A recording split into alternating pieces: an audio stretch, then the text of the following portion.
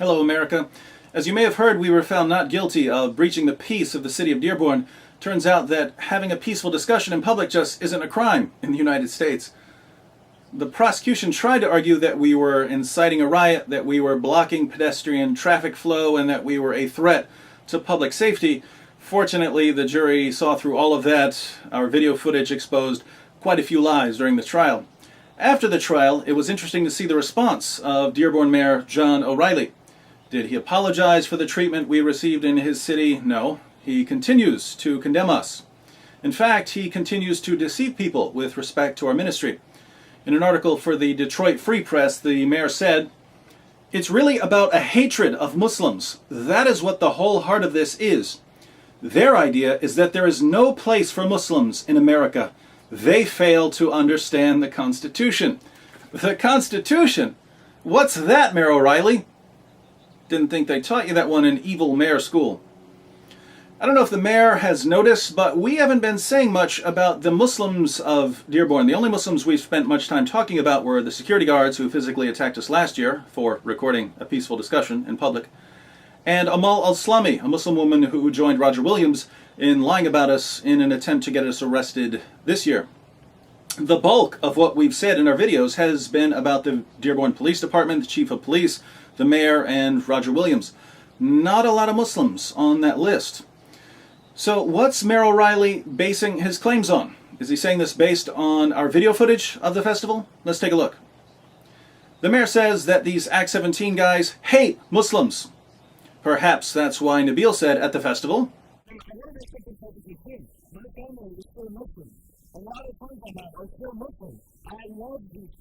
"You see, he hates them." Hates them. Why does he hate Muslims so much?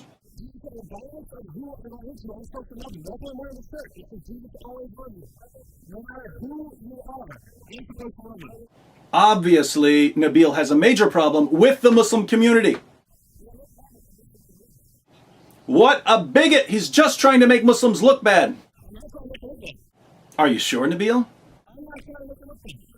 Well, why are you at an Arab festival looking for trouble? You do hate Arab people, though.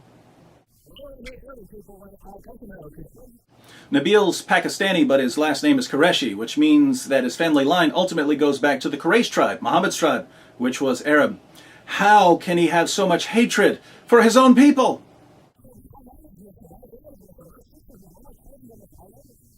But Nabil isn't the only Islamophobic, racist bigot in Act 17. There's also his partner, David Wood. Tell me if you've ever heard anything as despicably hateful as this. This David Wood character obviously disagrees with Muslims, which means that he must want to persecute them. Watch him advocate the open persecution of Muslims.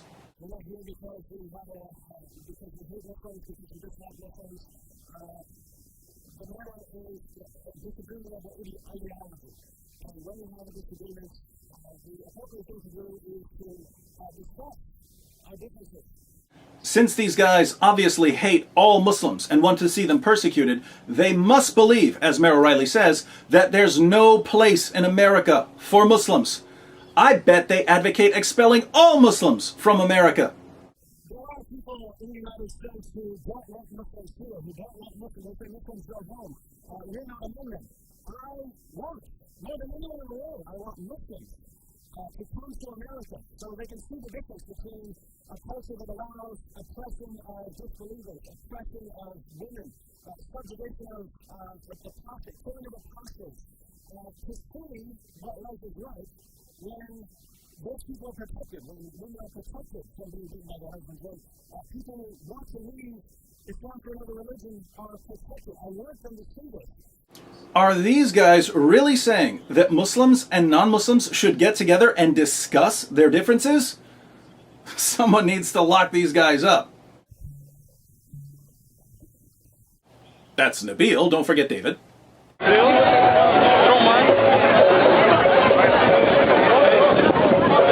Please tell me someone remembered to grab Nagin, take her property, drag her away, rough her up, and toss her in jail so that she doesn't get all of this on tape.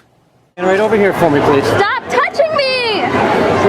This is what they're doing. This is what you need to do. You need to listen. You're touching me! Okay. Don't take the camera! Don't take the camera! Thank you, Corporal Kapanowski. Don't let those teenage girls give you any lip now. My friends, the real problem here isn't that we hate Muslims. We don't. The problem is that in our overly politically correct society, people don't understand the difference between loving people on the one hand and disagreeing with their views on the other.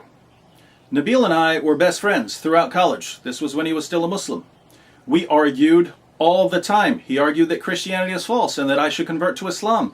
I argued that Islam is false and that he should convert to Christianity. It never occurred to us that we hated each other simply because we had theological disagreements and argued about them. And this is why we're having such a difficult time communicating with the leaders of Dearborn. Mayor O'Reilly's way of thinking is totally foreign to us. We don't see any connection between challenging Islam and hating Muslims. What's the connection? Why is it impossible, according to the mayor, to disagree with someone and yet love them? I don't know. But if that's the mayor's position, I have to say that he's just condemned himself. By condemning us for bigotry and hatred, Mayor O'Reilly has just accused Muhammad of bigotry and hatred. And according to Mayor O'Reilly, to criticize Muhammad is to engage in hatred and bigotry, which would make Mayor O'Reilly a hate-filled bigot, even according to his own silly standards. Let me explain what I mean here. Since Nabil and I criticize and challenge Islam, Mayor O'Reilly concludes that we hate Muslims. So what's the moral principle the mayor is appealing to? If you criticize and challenge another person's religious beliefs, you must be filled with hatred. Now, if that's Mayor O'Reilly's position, he has to conclude that Muhammad was the most hate-filled person who's ever walked the planet. Why? Because Muhammad condemned the religious beliefs of all non-Muslims. Let's take Christians as an example. Surah 5, verse 17 of the Quran says, "Certainly they disbelieve who say, 'Surely Allah, He is the Messiah, son of Maryam.'" So if you believe in the deity of Christ, you're a disbeliever, according to Muhammad. What does the Quran say about the disbelieving Christians and Jews, the disbelievers from among the people of the book? Surah 98:6. "Those who disbelieve from among the people of the book and among the polytheists shall be in hellfire to dwell therein. They are the worst of creatures." According to the Quran, Christians are the worst of creatures because we believe in the deity of Christ. Since we're blasphemers, what should Allah do to us, according to the Quran? Surah 9:30, "And the Jews say, Uzair is the son of Allah, and the Christians say, the Messiah is the son of Allah. These are the words of their mouths. They imitate the saying of those who disbelieved before them. May Allah destroy them." How they are turned away. And how are Muslims supposed to act towards Jews and Christians, the people of the book? Surah 9:29 declares,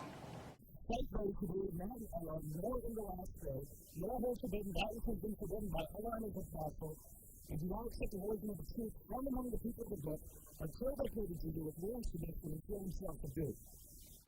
What's that? Fight those who attack you first? No. Fight those who do not believe.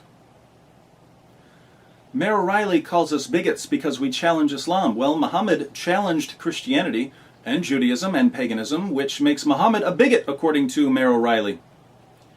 But Muhammad didn't simply challenge Christianity, he commanded his followers to fight and subjugate Christians and Jews and to kill pagans who refused to convert to Islam. What would that make Muhammad, according to Mayor O'Reilly? Some kind of super bigot? The mayor also says that Nabil and I don't believe there's a place for Muslims in America. We've said the exact opposite, and we've never said anything else. So his criticism doesn't really apply to us. But I can think of someone it does apply to. The moral principle Mayor O'Reilly is advocating here is this: if you want to expel members of another religion from your country, you're a bigot. Hey, Mayor O'Reilly, any idea what Muhammad said about Arabia? Sahih Muslim 4366. It has been narrated by Umar bin al-Khattab that he heard the Messenger of Allah say, "I will expel the Jews and Christians from the Arabian Peninsula and will not leave any but Muslim." Is there a place for Jews and Christians in Arabia? None. There was a place for Jews and Christians in other lands conquered by Muslims. We get to be second-class citizens called dhimmis. But in Arabia, there was no place for Jews and Christians. This would make Muhammad a hate-filled bigot, according to Mayor O'Reilly. And now we've got a problem. Mayor O'Reilly calls us bigots because we criticize Islam. But if we follow the mayor's claims through to their logical conclusion, we find that the mayor is criticizing Islam too, which would make him a bigot, since anyone who criticizes Islam is a bigot. See what happens when you toss around words like hate and bigot without thinking carefully about what you're saying, Mayor O'Reilly? If you'd think a bit more carefully about your approach to Islam, you'd realize that there are three basic positions when it comes to Islam in the West. First, you can ignore the fact that there are differences between Islamic law and Western values. Just pretend the differences don't exist and maybe they'll go away. Or at the very least, you can pass the problem on to the next generation, let them deal with it. This seems to be the mayor's approach and the overall approach of Western leaders. Second, you can draw attention to differences between Islamic law and Western values. Point them out, bring them to the surface, discuss the differences, debate them in public. Then people learn what the facts are on both sides of the issue, and everyone realizes that we can discuss sensitive topics without wanting to kill each other. This is the position of Act 17. Third, you can get angry at Muslims and burn Qurans and say that we should nuke Mecca and call Muslims names like raghead and camel jockey. That's the position the mayor apparently attributes to us, but that's the position we're trying to keep people away from. You see, the mayor's position, let's call it the ostrich approach, will not end well. You can't ignore the conflicts between Islamic law and Western values forever. And if you continue to ignore them, the tension is going to build, and we're seeing this all around the world, until people finally can't take it anymore and people on both sides react in a really bad way because they haven't learned to discuss difficult issues like adults.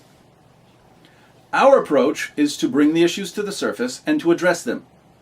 Yes, things can be a bit tense and uncomfortable initially, but in the long run, both Muslims and non-Muslims will realize that we can discuss Muhammad and the Quran and Sharia without resorting to threats, intimidation, violence, false imprisonment, rights violations, roughing up teenage girls, etc.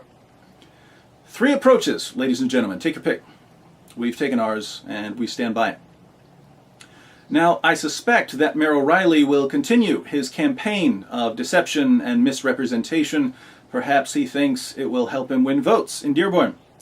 But mark my words, the approach he's taking, stamping out open dialogue, trampling on the Constitution, and persecuting, even prosecuting, people who believe that Muslims are actually capable of having public discussions on sensitive topics, the approach he's taking can only lead to disaster. There's a reason the United States protects the free exchange of ideas. It's the best way for society to advance. It's the best way to deal with disagreements and problems. With that said, I issue this challenge to Mayor O'Reilly. Instead of calling us hate-filled bigots, instead of misrepresenting our position, instead of leading the public astray, how about we all get together for a public discussion, a debate even. We'll present our views on Islam, on the Arab Festival, on the actions of the Dearborn Police Department, and on your comments about us.